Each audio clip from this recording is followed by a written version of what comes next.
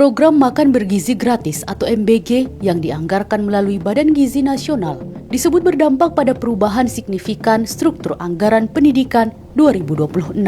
Berdasarkan data yang dimiliki tim kuasa hukum penggugat anggaran MBG ke Mahkamah Konstitusi, sejumlah komponen pendidikan mengalami penurunan alokasi setelah proyek MBG dimasukkan ke dalam skema 20% anggaran pendidikan dalam APBN. Di sisi lain, sejumlah warga yang tergabung dalam aliansi warga Tlogowungu Bersatu menggelar aksi damai di depan SPPG Tlogowungu 1, Jumat siang 27 Februari 2026. Warga mempertanyakan menu program MBG yang dinilai tidak sesuai dengan anggaran dari pemerintah Republik Indonesia. Koordinator aksi Muhammad Ali Sobri menyampaikan bahwa menu MBG yang dibagikan kepada siswa hanya bernilai sekitar Rp5.000. Padahal pagunya mencapai Rp8.000. Publik tentu mempertanyakan kemana mengalirnya selisih dana MBG tersebut. Lebih jauh, Center of Economics and Law Studies atau CELIOS menilai program MBG yang didukung anggaran besar menghadapi tantangan serius dalam pengelolaan dana dan distribusi makanan agar tepat sasaran. Bahkan, CELIOS memperkirakan potensi kerugian negara mencapai Rp1,75 triliun per minggu akibat pemborosan makanan. Angka ini bukan sekedar statistik, melainkan alarm keras tentang tata kelola. Pemerintah sendiri terus mengklaim bahwa program MBG mampu menyerap hingga 1,5 juta tenaga kerja. Namun fakta lain menunjukkan sekitar 9.000 ASN P3K dari total 12.000 di NTT terancam dirumahkan demi membiayai program prioritas ini. Ironisnya, pemilik SPPG atau dapur MBG justru dipandang memiliki posisi istimewa dengan insentif Rp6 juta per hari di tengah ancaman PHK di sektor lain. Pemerintah terus mencari dalih untuk membenarkan program ini. Padahal selain persoalan anggaran dan tata kelola, kasus keracunan makanan pun belum sepenuhnya teratasi. Program MBG dapat dinilai gagal karena tidak menunjukkan fokus utama pada penyelesaian akar persoalan gizi generasi, melainkan lebih menonjolkan aspek pencitraan kebijakan. Ketika anggaran pendidikan mengalami penyesuaian signifikan demi memasukkan MBG ke dalam skema 20% APBN, publik berhak bertanya, apakah prioritas yang diambil benar-benar menyasar substansi masalah atau sekedar mengejar dampak politik jangka pendek?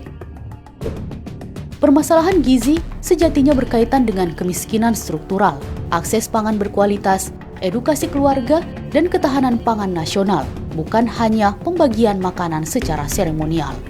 Besarnya alokasi insentif serta dominasi pihak-pihak tertentu dalam pengelolaan dapur MBG juga memunculkan kesan bahwa program ini lebih menguntungkan kelompok atau institusi tertentu dibandingkan rakyat luas. Ketimpangan antara ancaman perumahan ASN P3K dan pemberian insentif harian yang besar kepada pengelola dapur mempertegas kontradiksi tersebut. Situasi ini memantik kecurigaan bahwa tata kelola belum sepenuhnya transparan dan akuntabel. Lebih jauh, program MBG tampak sebagai bagian dari komersialisasi program publik, sebuah konsekuensi dari penerapan paradigma kapitalistik dalam kebijakan negara. Layanan publik diposisikan sebagai proyek anggaran yang membuka ruang bisnis, bukan semata amanah pelayanan. Bahkan, indikasi pemborosan hingga potensi kerugian triliunan rupiah memperkuat kekhawatiran bahwa dana pajak rakyat berisiko diselewengkan. Pada akhirnya, negara dinilai tidak serius menuntaskan persoalan gizi generasi dan terkesan mengabaikan peran utamanya sebagai roin atau pengurus rakyat.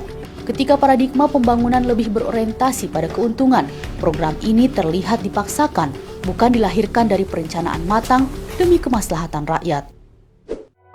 Sebagai solusi atas berbagai persoalan tata kelola program publik, sistem Islam menawarkan paradigma kepemimpinan yang mendasar dan menyeluruh. Dalam Islam, penguasa berperan sebagai roin atau pengurus yang bertanggung jawab mengurus rakyat secara amanah, adil, dan berlandaskan syariat, serta menjauhkan diri dari kecurigaan dan populisme semata.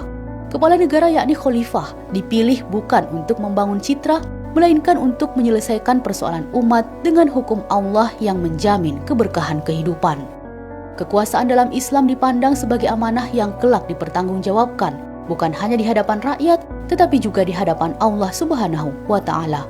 Rasulullah SAW bersabda, imam atau khalifah adalah roin atau pengurus dan ia bertanggung jawab atas rakyatnya.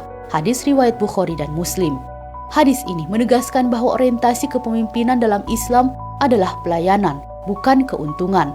Negara dalam sistem Islam yakni khilafah wajib menjamin kebutuhan dasar rakyat meliputi sandang, gizi, pangan, papan, kesehatan, pendidikan, dan keamanan.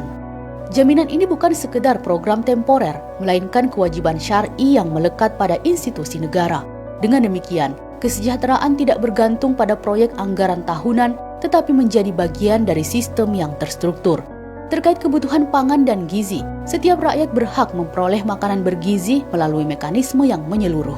Di antaranya tersedianya lapangan pekerjaan yang luas, harga bahan pokok yang terjangkau, serta distribusi pangan berkualitas yang merata. Negara tidak hanya hadir saat krisis, tetapi memastikan sistem ekonomi berjalan sehingga rakyat mampu memenuhi kebutuhannya secara mandiri dan bermartabat. Semua itu ditopang oleh pengelolaan Baitul Mal yang transparan dan berorientasi pada kemaslahatan umat. Sumber pemasukan negara seperti zakat dan pengelolaan kepemilikan umum diarahkan untuk membiayai kebutuhan publik.